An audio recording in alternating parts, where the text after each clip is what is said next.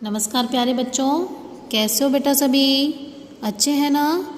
बेटा हमने part number 4 शुरू किया था, शब्द और वाक्य, जिसके अंदर हमने पढ़ा था अभी कि शब्दों का वर्गीकरण, शब्द किसे कहते हैं, ठीक है। और फिर शब्दों का वर्गीकरण की अर्थ के आधार पर, उत्पत्ति के आधार पर हमने पढ़ लिया था। आज हम पढ़ेंगे रचना के आधार पर। अर्थ के आधार पर थे सार्थक और निरर्थक, यानी जिसका अर्थ निकले वो सार्थक, जिसका कोई अर्थ ना निकले वो निरर्थक शब्द। ऐसे ही उत्पत्ति के आधार पर तत्सम शब्द जो संस्कृत भाषा के ज्यों के त्यों हिंदी में प्रयोग किए जाते हैं। तद्भव शब्द संस्कृत भाषा के ऐसे शब्द जिनमें परिवर्तन होकर हिंदी में प्रयोग किया जाता है। देशज शब्द जो अपने ही स्थानीय क्षेत्रों बोलियों हैं हमारी, और विदेशी शब्द जो विदेशी भाषाओं से हिंदी भाषा में प्रयोग किए जाते हैं। आगे है रचना के आधार पर शब्द। रचना के आधार पर शब्द है रूढ़ शब्द, जो अन्य शब्दों के योग से नए बने हों, अर्थात अलग करने पर इनका कोई अर्थ नहीं रह जाता। इन शब्दों को हम अलग नहीं कर सकते, जैसे सूर्य, कुर्सी, फूल, घर, नदी, पानी, आग इत्यादि। सूर्य आप देखेंगे जैसे सू जमा य, कु जमा सी, फू जमा ल, घ जमा र, तो इन अलग अलग करने पर अलग अलग शब्दों का कोई अर्थ नहीं रह जाता, इसलिए ये कौन से शब्द कहलाते हैं? रूढ़ शब्द। इसके बाद है यौगिक शब्द। नाम से ही समझ में आ रहा है योग, यानी जिनको जोड़ा गया है, दो या दो से अधिक शब्दों के योग से बनते हैं। दोनों का अर्थ अलग अलग भी होता है, यानी जब उनको हम अलग करते हैं तो उनका अर्थ भी अलग निकलता है। जैसे विद्या जमा आल्य, विद्यालय। अब विद्या विद्य पढ़ाई, आल्य यानी घर, विद्या का घर।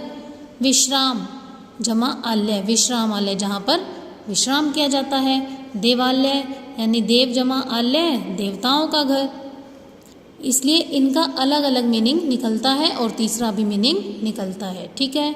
फिर है योग रूढ़ शब्द, दो या दो से अधिक शब्दों के योग से बनते हैं ये भी, तथा विशेष अर्थ प्रकट करते हैं। इसमें देखो देव जमा विद्या जमा आल्य, विद्यालय ही बन गया, सभी को समझ में आ गया। लेकिन इसमें क्या होता है कि कोई अलग ही मीनिंग निकलता है। किस प्रकार से? हिम जमा आल्य, हिम क्या होता है? बर्फ, आल्य घर, हिम का घर। चिड़िया जमा घर, चिड़िया यानी जानवर, सभी जानवर जहाँ पे रहते हैं। जल जमा में जल में उत्पन्न यानी कि पंकज, कमल का फूल।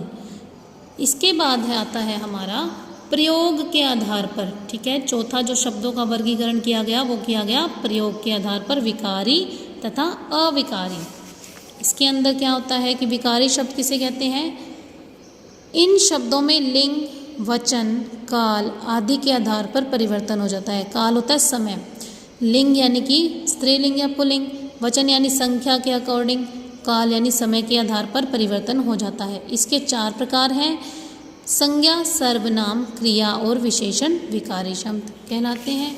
अविकारी, इन शब्दों में लिंग, वचन, काल के आधार पर कोई परिवर्तन नहीं होता। इसके 4 प्रकार होते हैं। क्रिया विशेषण, समुच्चय बोधक, संबंध बोधक, विस्मयादि बोधक। एक से अधिक पद मिलकर वाक्य का निर्माण करते हैं। इनका एक निर्धारित क्रम होता है। निर्धारित क्रम में पदों के आने से एक सार्थक भाव उत्पन्न होता है, यानी कि जब हम अलग अलग शब्दों को एक निश्चित क्रम में, एक निर्धारित क्रम में लिखते हैं तो उसका अगर कोई सार्थक भाव उत्पन्न होता है तो वो वाक्य कहलाता है।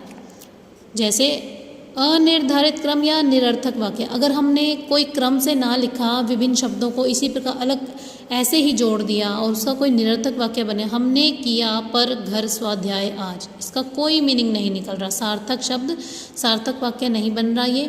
तो निर्धारित क्रम में लिखेंगे इसी को और फिर सार्थक वाक्य बनाएंगे। आज हमने घर पर स्वाध्याय किया, ठीक है। तो ये क्या बन गया? हमारा सार्थक वाक्य, अगर हमने विभिन्न पदों को, शब्दों को निर्धारित क्रम में लिखा है। तो कभी कभी एक ही शब्द संपूर्ण वाक्य का अर्थ देता है। कई बार क्या होता है, हमसे कोई प्रश्न करता है तो उसका उत्तर हम सिर्फ एक ही शब्द में देते हैं। जैसे कि क्या आप दिल्ली गए थे? जी। जी का मतलब यानी हाँ हम दिल्ली गए थे, या मैं दिल्ली गया था। तो यहाँ जी शब्द पूरे वाक्य का अर्थ दे रहा है, जी हाँ हम दिल्ली गए थे, ठीक है बेटा। तो सारा चैप्टर आपको दोबारा अच्छे से रीड करना है ताकि आपको अच्छे से समझ में आ जाए। ठीक है बेटा, हैव ए नाइस डे।